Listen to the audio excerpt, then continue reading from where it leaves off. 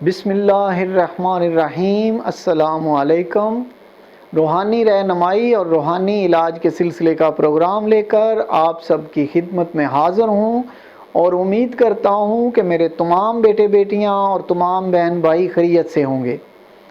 آج ہم ڈر لگنے کے بارے میں، جو خوف ہوتا ہے، جو کچھ بچے اٹھ جاتے ہیں، چونک جاتے ہیں سوئے ہوئے، اور کچھ بڑے جو ہیں وہ ڈر جاتے ہیں جب سوتے ہیں، تو سوتے میں جو ڈرتا ہے، اور اس کا علاج ہم آپ کو آج بتائیں گے کہ اگر کسی کو خوف آتا ہو یا کوئی ڈرتا ہو یا کوئی بچہ چونک جاتا ہو یا ڈرتا ہو، تو اس کے لیے یہ بہت ہی مجرب قسم کا عمل ہے، ضرور کیجئے گا۔ اللہ تعالیٰ اپنے حفظ و ایمان میں رکھیں آپ سب کو۔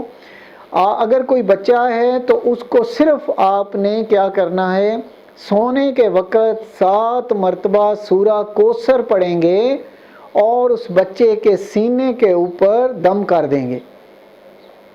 اگر کوئی بڑا ہے، کوئی ڈر جاتا ہے، تو اس کے لیے تھوڑا سا اضافہ کریں گے۔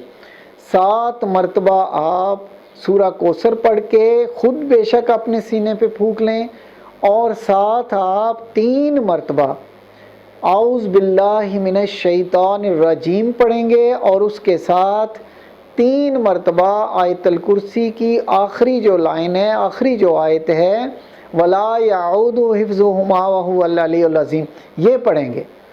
آپ یقین کریں، اور یہ پڑھنے کے بعد اپنے سینے پہ پھونکیں گے۔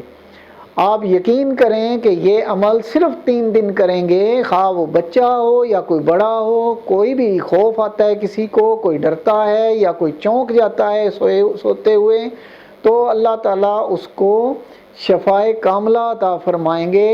کبھی بھی اس کو یہ دوبارہ نہیں ڈرے گا، دوبارہ کبھی بھی خوف نہیں آئے گا۔